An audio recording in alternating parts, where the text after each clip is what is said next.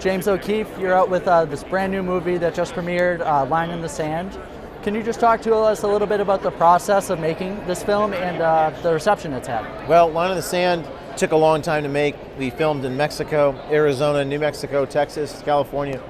We journeyed with the undocumented immigrants coming across the border, went to the NGOs that housed them, snuck in, recorded conversations. We were trying to expose the system, and what we found was it's all about money. And it's really a documentary that shows, it doesn't tell, it shows. And it shows by us being immersed in it. So it's really one of a kind film, Line in the Sand. Gives you that real peek behind the curtain of what the whole process is like. And now, of course, the great work you do at O'Keefe Media Group, getting these whistleblowers to come out, and also going out and doing the hard journalistic work. Just talk to us a little bit about some of your latest stories, latest whistleblowers. Well, we did a story this week with someone inside the deep state who is a National Security Council advisor to Biden. He's saying, Biden's dead. He can't complete a sentence. This is a guy who works for Biden. And I think a lot of these people in the government, they're not willing to talk, so we're going to record them secretly in D.C. And then separately, we have whistleblowers that come forward to us, and we did that today here at Turning Point with 2 Border Patrol agents, 1 FEMA, and 1 Disney whistleblower. So it's these 2 things that we're doing to expose what's really happening, which is not what the public hears. Right, and when you do those undercover videos, you get a level of honesty out of these people that they would never if they understood they were in a... Yeah, and when there's such a wide gap between what the truth is and what you tell the people, typically people are going to confess those things to a stranger because it eats at them and they need someone to share it with.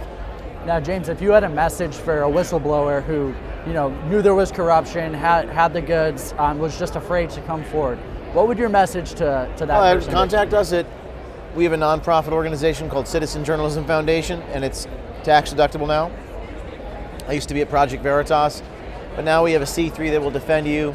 We just wrote a $100,000 check to a Disney whistleblower today, and we're going to be doing that once a week for 2025. Absolutely. And James, you've been on the cutting edge of this. Andrew Breitbart was, of course, as well. Yeah. Citizen journalism. We just saw an absolute repudiation of the mainstream media this election.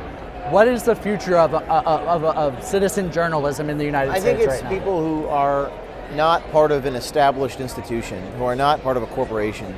Because the problem with a corporation or an institution is it kind of runs contrary to everything that investigative journalists are supposed to do, which is to be truly independent and operate without fear or favor.